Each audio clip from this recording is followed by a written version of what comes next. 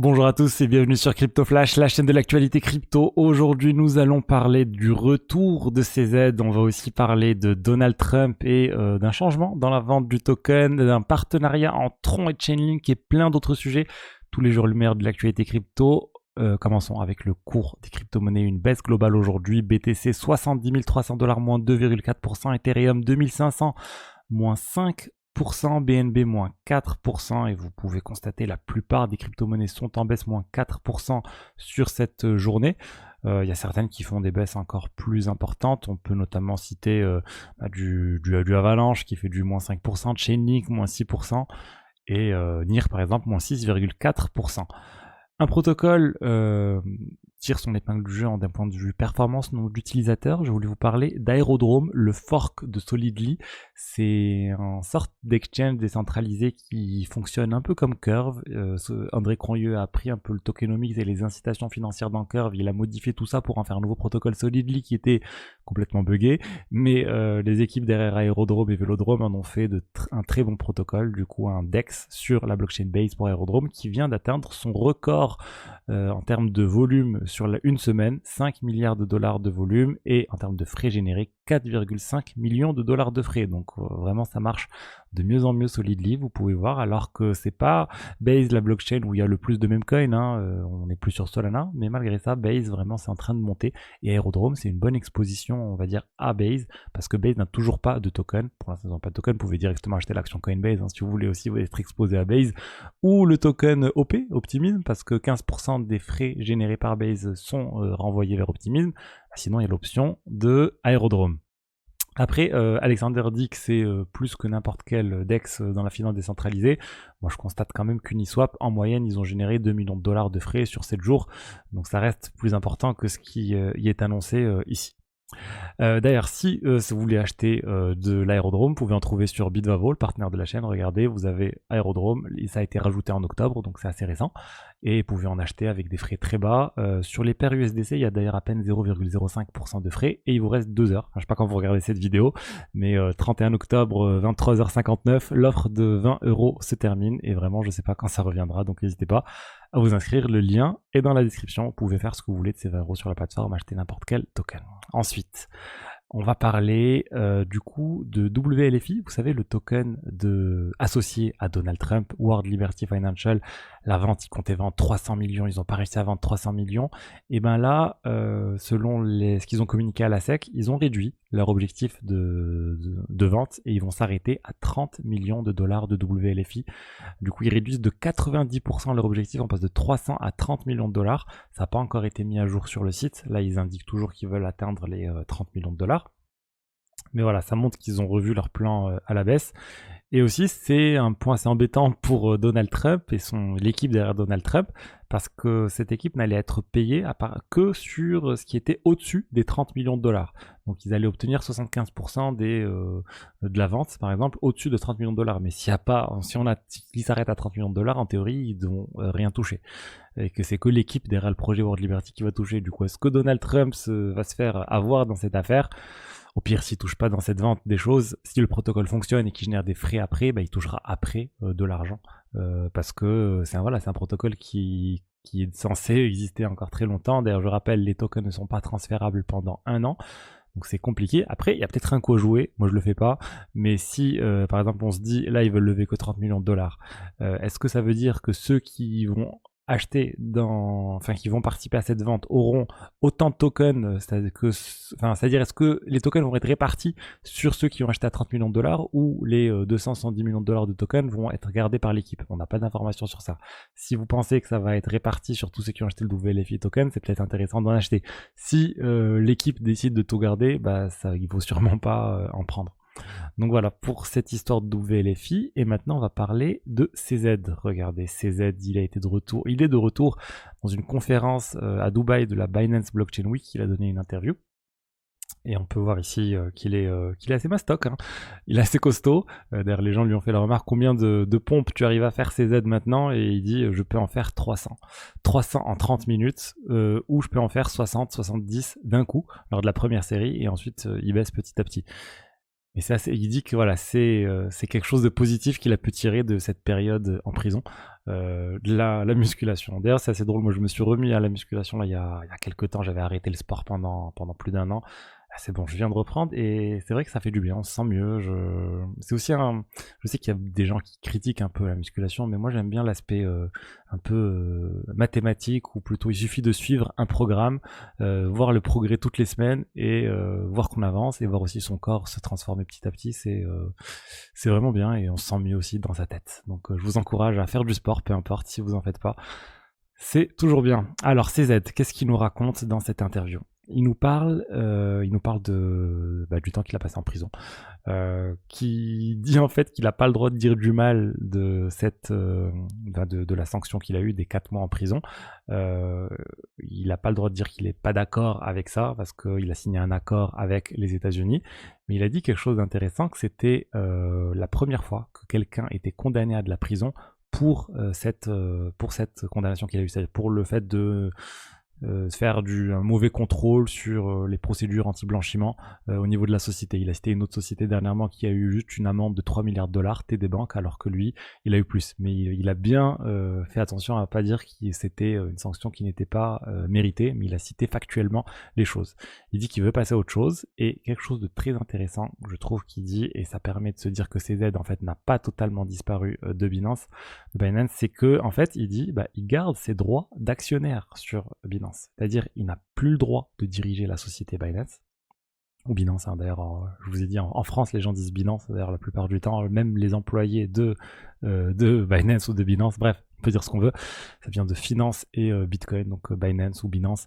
Bref, il dit en fait qu'il garde ses droits d'actionnaire sur la société, et qu'est-ce que ça veut dire, les droits d'actionnaire? C'est-à-dire qu'il a le droit, tout simplement, il est actionnaire majoritaire, et les actionnaires majoritaires ont le droit de contrôler qui dirige la société.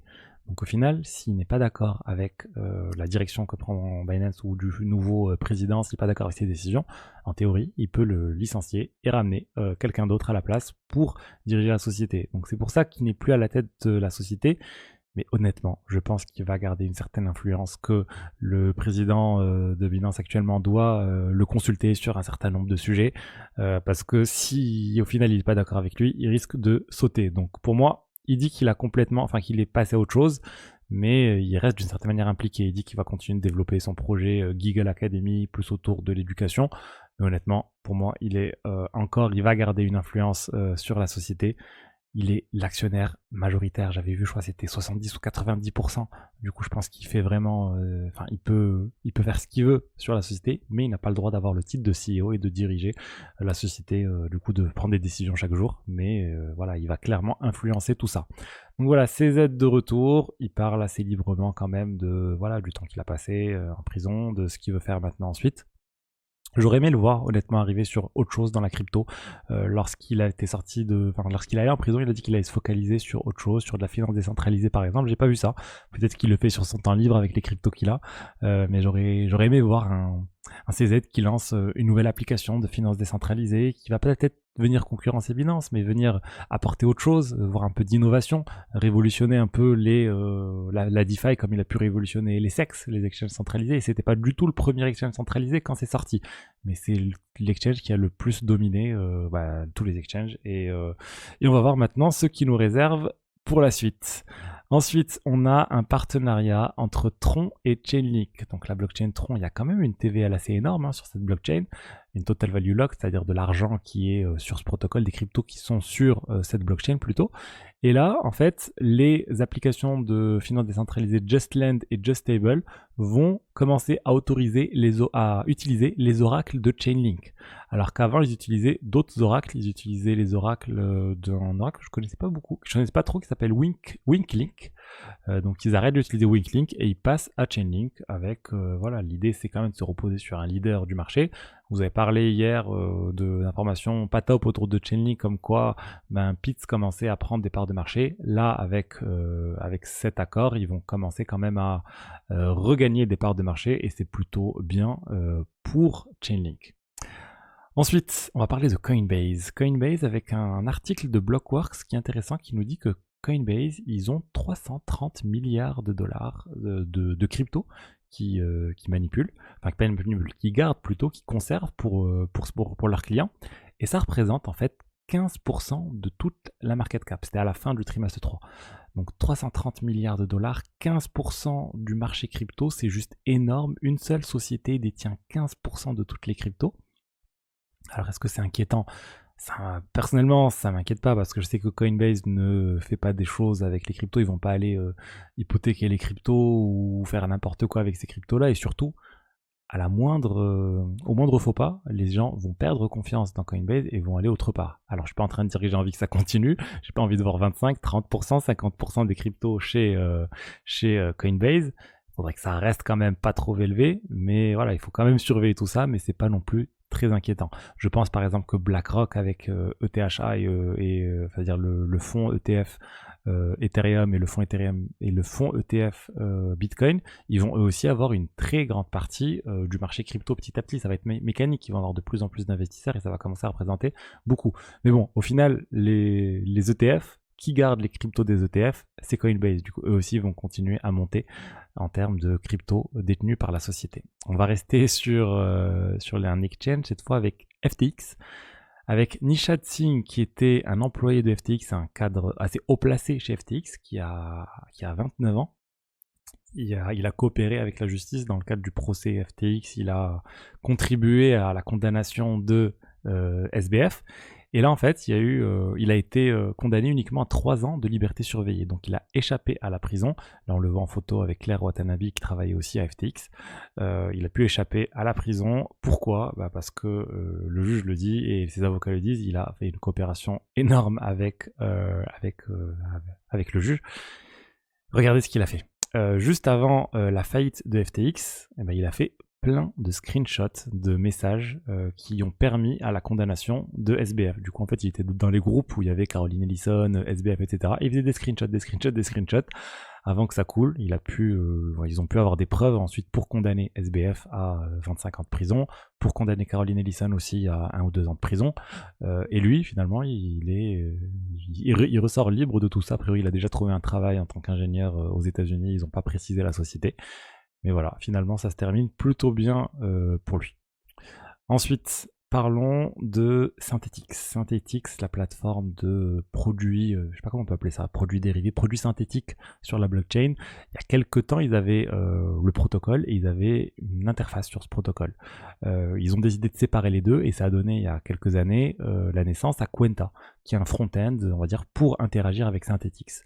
Et là, ils se sont rendus compte que c'était une grosse erreur qu'ils ont fait en 2020 et ils se sont dit, on va racheter Kwenta. Donc ils ont fait une proposition pour acheter les tokens Kwenta, acheter la totalité des tokens. Et ce qui est étrange, je m'attendais pas à ça, c'est qu'ils vont les racheter moins cher que le prix du marché. Ils vont les acheter 19% moins cher. Pourquoi ? Tout simplement parce qu'il n'y a pas beaucoup de volume sur Kwenta, alors qu'il y en a beaucoup sur Synthetix. Ils disent sur le token Synthetix, il y a 20 millions de dollars de volume quotidien sur les exchanges majeurs, alors que Kwenta, il y a à peine 100 000 dollars. Donc même ceux qui ont beaucoup d'argent sur Kwenta, si jamais ils veulent vendre, ils vont avoir une décote plus importante que les 19%, et c'est pour ça qu'il y a cette décote qui est fournie, qui est donnée pour Synthetix. Voilà, une bonne chose, je pense que Synthetix, c'est de reprendre la main sur l'interaction, sur la manière dont les utilisateurs utilisent le protocole.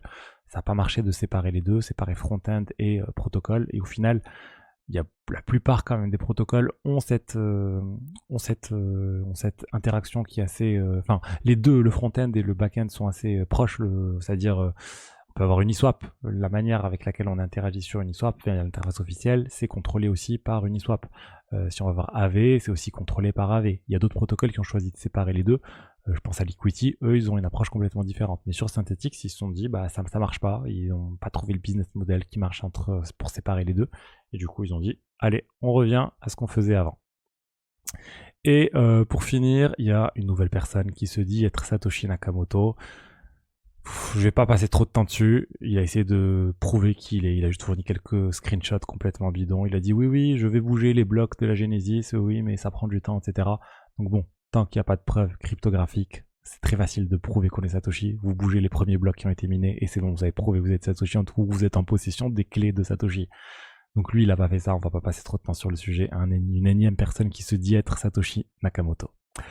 Voilà ce que je voulais dire aujourd'hui sur les diverses actualités crypto. J'espère que le contenu vous a plu. Si c'est le cas, n'hésitez pas à liker, commenter, vous abonner. Et je vous rappelle du coup, 20 € offerts dernières heures pour en profiter sur Bitvavo. Allez, à plus.